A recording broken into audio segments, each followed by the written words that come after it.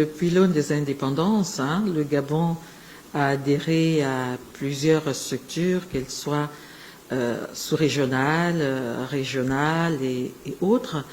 Le Gabon est un pays d'ouverture pour pouvoir s'adapter à l'évolution du monde qui veut qu'il y ait la constitution de grands ensembles, que ce soit des ensembles économiques, et que cette appartenance puisse avoir des retombées, que ce soit économiques, sociales, politiques, culturelles ou sportives dans le pays concerné. Et nous pensons que la démarche entreprise par le président de la République fait en sorte que le Gabon puisse s'arrimer à cette grande ouverture qui s'offre à nous, sans oublier bien évidemment d'où nous venons. Cela ne sous-entend pas que le fait d'adhérer dans cette nouvelle structure, dans cet ensemble, aussi important soit-il, va nous faire oublier notre appartenance d'origine ou nous faire renier les relations que nous avons avec d'autres communautés. Au contraire, puisque nous allons dans la phase d'une diversité économique, d'une diversité sociale, il est tout à fait indiqué, l'anglais déjà devenant incontournable dans le monde des affaires, et nous constatons que, de par les échanges que nous avons, cela n'exclut en rien l'ouverture à d'autres grands ensembles.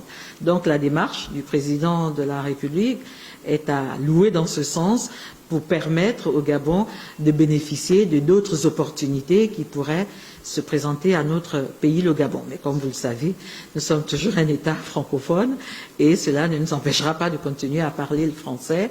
Mais il y a des disciplines à suivre, il y a cette tendance d'ouverture aussi à adapter et raison pour laquelle nous pensons très justement que cela est tout à fait indiqué.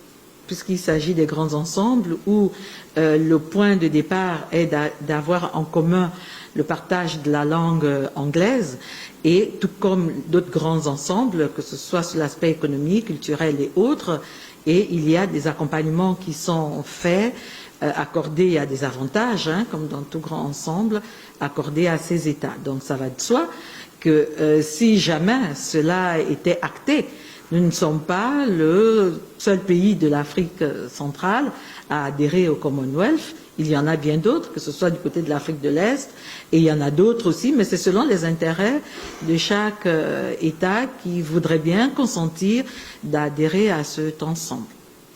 On dit toujours que c'est autour de la table que l'on arrive à trouver des solutions qui vous préoccupent. Et si vous êtes confronté à quelques difficultés que ce soit, il est toujours intéressant de communiquer, de partager. En ma qualité de présidente de la Commission coopération et développement de l'APF, nous menons bien évidemment un combat.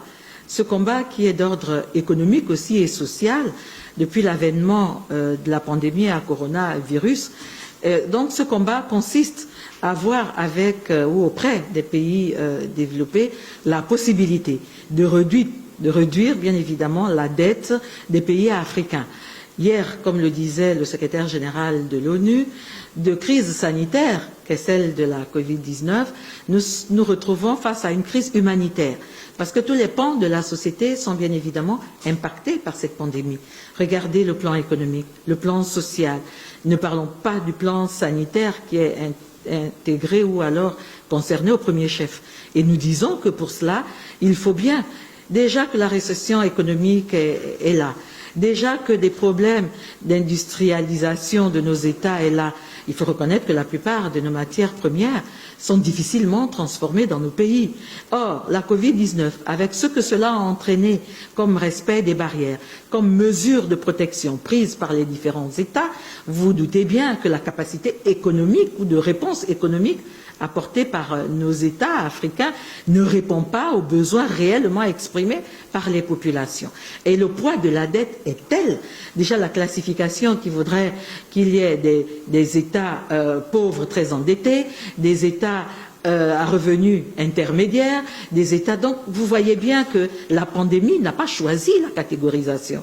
Quel que soit l'État confronté à la pandémie, nous nous retrouvons dans une situation bien évidemment économique difficile, raison pour laquelle nous pensons que dans le cadre de cette réunion, des mesures seront certainement prises pour venir en aide aux États afin d'aboutir à une réduction de leur dette extérieure.